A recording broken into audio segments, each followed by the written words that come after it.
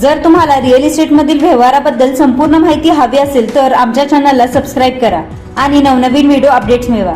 Subscribe करा आणि तुमच्या रिअल इस्टेट नॉलेजमध्ये भर घाला। पुणे महापालिकेमध्ये समाविष्ट झालेल्या 23 गावांमधील बांधकाम परवानगीचे अधिकार राज्य सरकारने पुणे महानगर प्रदेश विकास प्राधिकरणाकडे दिले होते। बांधकाम शुल्क आकारणीही PMRDA कडून केली जात होती। संबंधित गावांना सोयी सुविधा पुरवण्याची जबाबदारी मात्र महापालिकेवर पडत होती। त्याची गांभीर्याने दखल घेत मुख्यमंत्री देवेंद्र फडणवीस यांनी PMRDAच्या बैठकीमध्ये 23 गावांमधील बांधकाम परवानगीचे अधिकार महापालिकेला देण्याचा निर्णय घेतला। मुख्यमंत्री देवेंद्र फडणवीस यांच्या अध्यक्षतेखाली PMRDAची बैठक, या बैठकीस उपमुख्यमंत्री अजित पवार, एकनाथ शिंदे, चंद्रकांत पाटील, आमदार सिद्धार्थ शिरोळे, सुनील शेळके, तानाजी सावंत, शंकर मांडेकर आदी उपस्थित होते। महापालिकेमध्ये प्रारंभी 11 गावांचा, त्यानंतर 23 गावांचा समावेश झाला आहे। या गावांच्या विकासाचे काम सुरुवातीला PMRDA कडून केले जात होते, तर ही गावे महापालिकेत समाविष्ट झाल्यानंतर त्यांना सोयी सुविधा पुरवण्याचे काम महापालिकेकडून केले जाऊ लागले होते।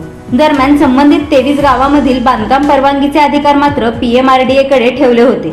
त्यामुळे बांधकाम परवानगीतून मिळणारा महसूल हा PMRDAला मिळत होता। संबंधित गावांमधून मिळणाऱ्या महसुलीचा काही हिस्सा महापालिकेला देण्याचे निश्चित झाल्यानंतरही अद्याप हा हिस्सा महापालिकेला मिळालेला नाही।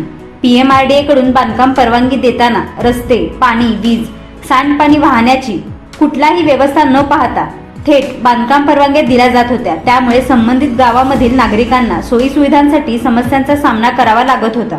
त्यासंबंधी समाविष्ट गावामधील नागरिक व उपमुख्यमंत्री अजित पवार यांची बैठक झाली होती। त्यामध्ये गावाच्या बांधकाम परवानगीचे अधिकार महापालिकेस देण्याची मागणी केली होती। त्यास पवार यांनी सकारात्मक प्रतिसाद दिला होता। या पार्श्वभूमीवर बैठकीमध्ये मुख्यमंत्री फडणवीस यांनी बांधकाम परवानगीचे अधिकार महापालिकेला देण्याचा निर्णय घेतला।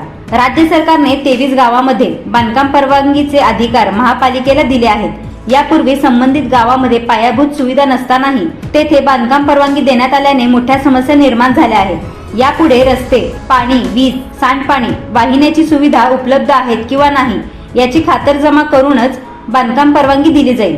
सध्या बांधकाम सुरू असलेल्या ठिकाणी सुविधांचा अभाव असेल तेथे बांधकाम परवानगीचा पुनर्विचार केला जाईल। नवल किशोर राम, आयुक्त, पुणे महापालिका।